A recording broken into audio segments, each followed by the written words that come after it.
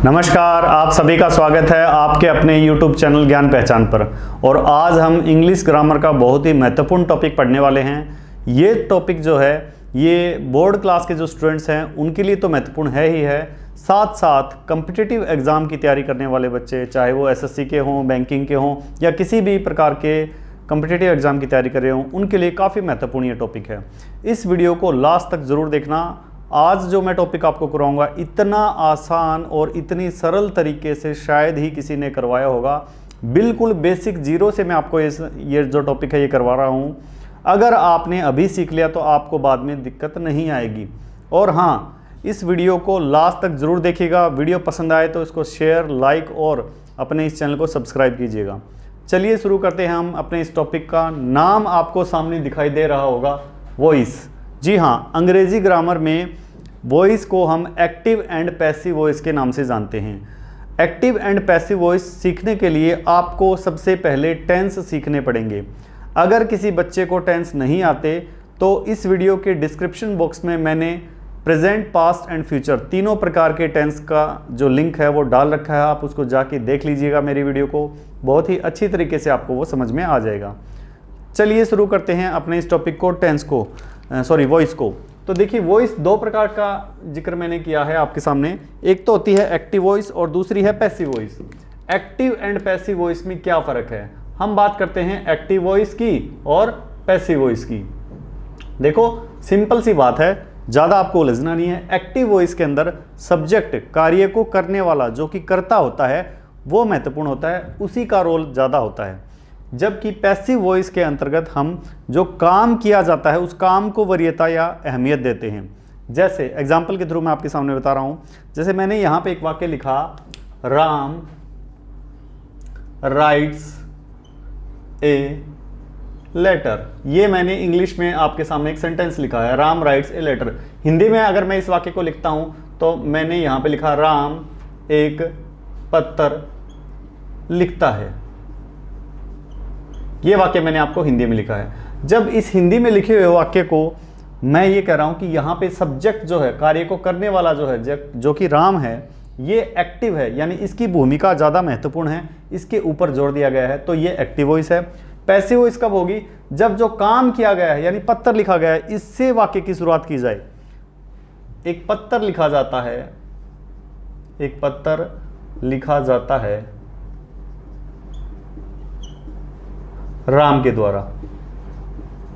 अब आप यहां पे इस वाक्य में देखिए, हमने स्टार्टिंग की है इस पत्र से, यानी कि ऑब्जेक्ट से। जी हां, एक्टिव एंड पैसिव वॉइस में यही मेन फर्क है। जब मैं इंग्लिश में इसको लिखूंगा तो यहां पे स्टार्टिंग होगी पैसिव की, a letter is written by Ram. ये देखिएगा, तो पहले वाक्य के अंतर्गत जो सब्जेक्ट है उसके ऊपर फोकस किया गया है, जबकि इस वाक्य के अंतर्गत जो ऑब्जेक्ट है, जो कर्म किया गया है, उसके ऊपर फोकस किया गया है। ठीक है, आपको ये समझ में आ गया। इसीलिए एक्टिव एंड पैसिव वॉइस दोनों की हम बात करते हैं। यहाँ पर सबसे पहले एक्टिव एंड पैसिव वॉइस के लिए क्या जरूरी है, आप लोगों को ऑब्जेक्ट का पता होना चाहिए। जी हाँ, ऑब्जेक्ट का मतलब होता है कर्म। तो एक्टिव एंड पैसिव वॉइस सीखने के लिए, या मैं ये कहूँ किसी भी वाक्य की एक्टिव से पैसिव वॉइस बनाने के लिए, आपको वाक्य में ऑब्जेक्ट को पहचानना जरूरी है। ऑब्जेक्ट की जब भी मैं बात करता हूं तो बहुत सारे बच्चों को ऑब्जेक्ट में कंफ्यूजन होता है। ऑब्जेक्ट मेनली मैं दो तरीके के ले रहा हूं, एक तो होता है डायरेक्ट ऑब्जेक्ट और दूसरा होता है इनडायरेक्ट ऑब्जेक्ट। डायरेक्ट ऑब्जेक्ट और इनडायरेक्ट ऑब्जेक्ट में क्या फ़र्क है, हालांकि कई तरीके के ऑब्जेक्ट हो सकते हैं, लेकिन वॉइस के चैप्टर में हम डायरेक्ट और इनडायरेक्ट इन्हीं दो प्रकार के ऑब्जेक्ट की ही बात करेंगे। डायरेक्ट ऑब्जेक्ट में क्या होता है, यहाँ पर वस्तु से रिलेटेड कोई ऑब्जेक्ट आपको मिलेगा। वस्तु, अब pen, pencil, table, chair, fan, ये सारी के सारी चीज़ें क्या होंगी, वो डायरेक्ट ऑब्जेक्ट में होंगी।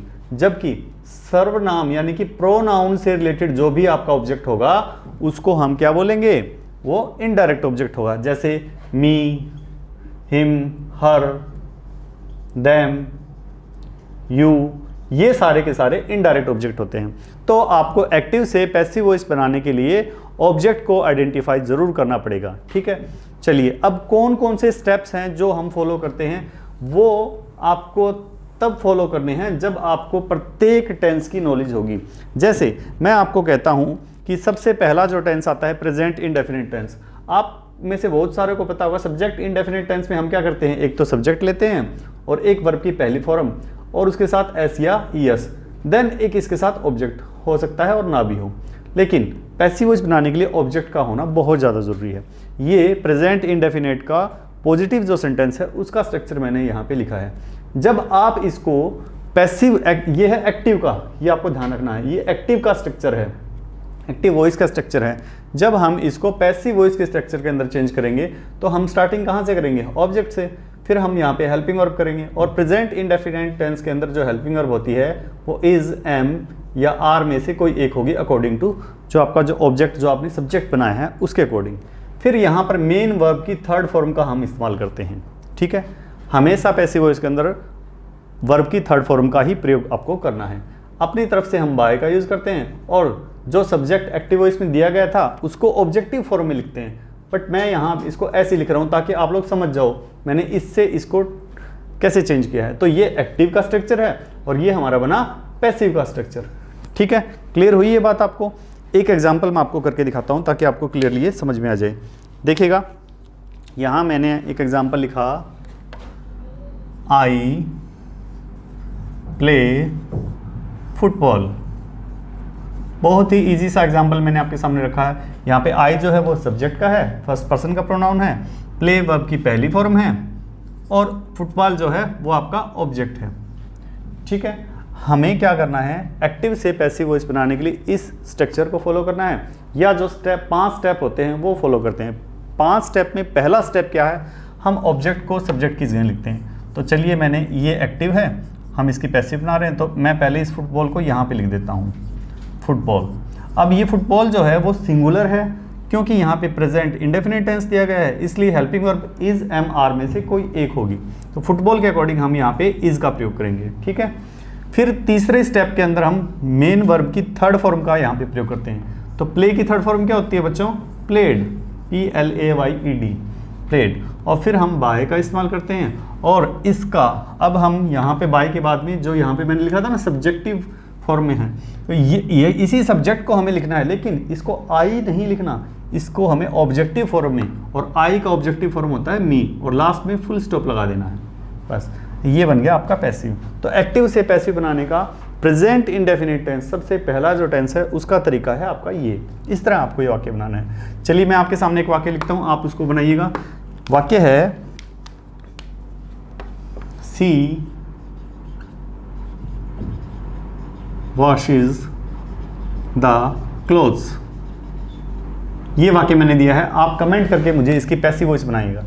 मैं आपको बता देता हूँ, ये सब्जेक्ट है, ये वर्ब की पहली फॉर्म है और उसके साथ एस जो मैंने आपको बताया था, और ये आपका पूरा ऑब्जेक्ट रहेगा। तो अब आपको इसकी पैसिव वॉइस बनानी है, तो कमेंट करके मुझे बताइएगा इसकी पैसिव वॉइस कैसे बनेगी। सारे बच्चे कर लेंगे आई थिंक। इसी पैटर्न के अकॉर्डिंग आपको करना है। ये पहला टेंस है पॉजिटिव सेंटेंस का, राइट। अब मैं आपको प्रेजेंट इंडेफिनिट टेंस में ही नेगेटिव वाक्य जो है उसकी पैसिव वॉइस बना के दिखा रहा हूँ। मैं इसको एक बार मिटा देता हूँ और मैं अब यहाँ पे नेगेटिव स्ट्रक्चर की बात करता हूँ। जब भी मैं नेगेटिव स्ट्रक्चर की बात करूँगा प्रेजेंट इंडेफिनिट टेंस में, तो हम सब्जेक्ट लगाते हैं और फिर हेल्पिंग वर्ब डू या डज का प्रयोग करते हैं। डू डज के बाद में हम नोट का प्रयोग करेंगे और उसके बाद वर्ब की पहली फॉर्म का इस्तेमाल किया जाता है, देन ऑब्जेक्ट। ये एक्टिव का स्ट्रक्चर होता है। प्रेजेंट इंडेफिनिट टेंस में नेगेटिव वाक्य हम इस तरह बनाते हैं, ठीक है, एक्टिव में। और जब हम इसको पैसिव के अंदर चेंज करेंगे तो मैंने वही तरीका अपनाना है। ऑब्जेक्ट, इसी ऑब्जेक्ट को मैंने पहले लिखना है, फिर helping verb again is, am, are में से किसी एक हेल्पिंग वर्ब का आपको इस्तेमाल करना है। उसके बाद में आपको नोट का प्रयोग कर देना है और फिर आपको मेन वर्ब की थर्ड फॉर्म का इस्तेमाल, फिर बाय का प्रयोग और फिर जो सब्जेक्ट दिया गया था उसका ऑब्जेक्टिव फॉर्म लिखना है। तो सब्जेक्ट मैंने यहाँ पे लिख दिया, ठीक है। इस तरह आपने करना क्या है, नेगेटिव का जो एक्टिव वाक्य होगा उसी का हमें पैसिव बनाना है। नेगेटिव में अगर आपका एक्टिव सेंटेंस दिया है तो पैसिव भी नेगेटिव में ही बनेगा। फॉर एग्जाम्पल, इसी वाक्य को मैं नेगेटिव बनाता हूँ, I do not play football. यहाँ पे मैंने लिखा I do not play football, right. अब मैं इसको पैसिव के अंदर चेंज कर रहा हूँ, तो सबसे पहले फुटबॉल यानी कि इस ऑब्जेक्ट से स्टार्टिंग करेंगे और सिंगुलर है तो इज, और फिर देखिएगा यहाँ पे नोट लिखा है तो हमें नोट लिखना है। और फिर मेन वर्ब की थर्ड फॉर्म, प्ले की थर्ड फॉर्म क्या होती है भाई, प्लेड, बाय, और आई उधर जाएगा ऑब्जेक्टिव फॉर्म बनेगा इसका मी।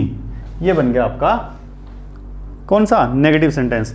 तो ये असर्टिव सेंटेंस था ये वाला, और यहाँ पे जो मैंने लिखा है ये नेगेटिव सेंटेंस है। तो एक्टिव वॉइस में जैसा आपको वाक्य दिया होता है, पैसिव वॉइस में आपको ठीक उसी तरह से ही उस वाक्य को बनाना होता है। यदि आपको असर्टिव सेंटेंस दिया है तो पैसिव भी असर्टिव सेंटेंस में बनेगी, और यदि आपको वाक्य नेगेटिव दिया है तो पैसिव वॉइस भी आपकी नेगेटिव में ही बनेगी। तो ये पॉजिटिव और ये नेगेटिव, इस तरह मैंने इनको बनाया है। अब मैं बात करता हूँ इसी तरीके से इंटेरोगेटिव वाक्य की, तो मैं इसको एक बार रब कर रहा हूँ। देखिए इंटेरोगेटिव का मतलब क्या होता है। इंटेरोगेटिव का मतलब होता है जब कोई वाक्य या तो हेल्पिंग वर्ब से स्टार्ट होगा या वो वाक्य WH वर्ड से स्टार्ट होगा। तो प्रेजेंट इंडेफिनिट टेंस की हम बात कर रहे हैं।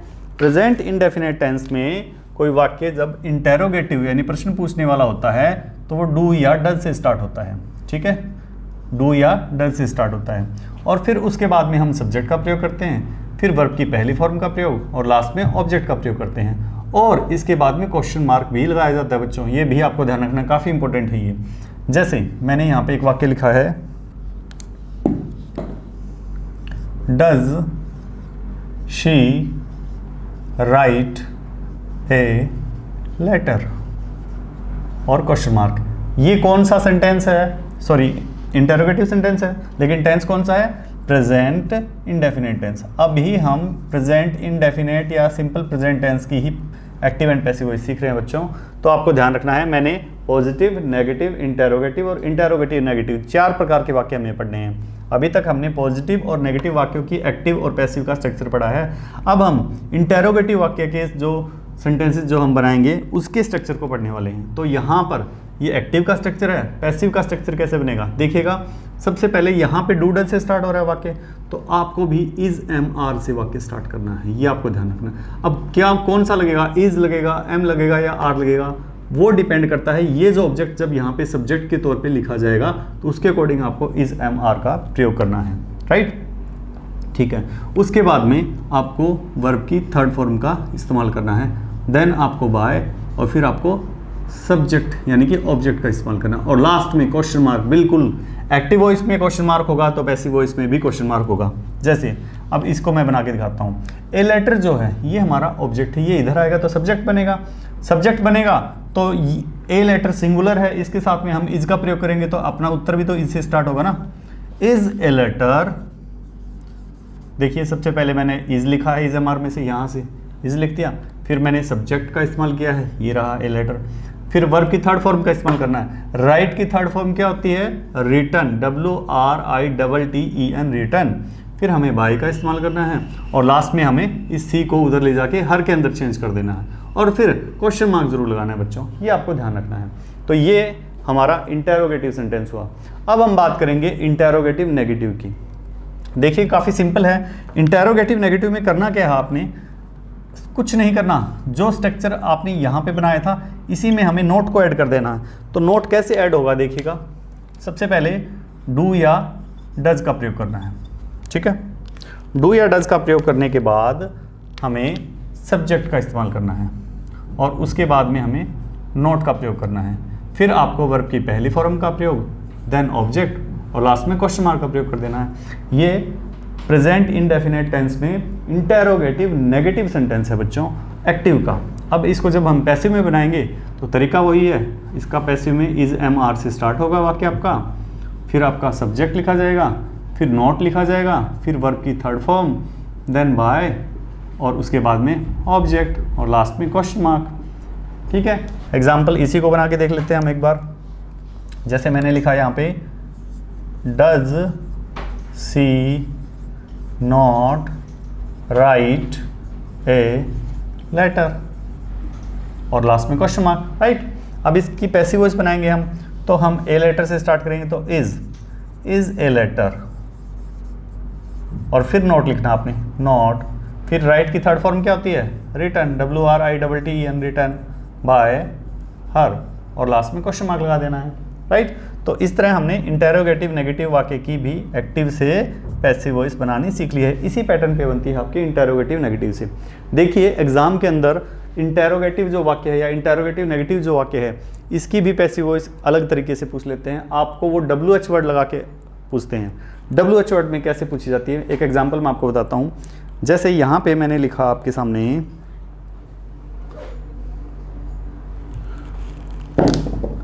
यहाँ पे मैंने लिखा है, सॉरी, when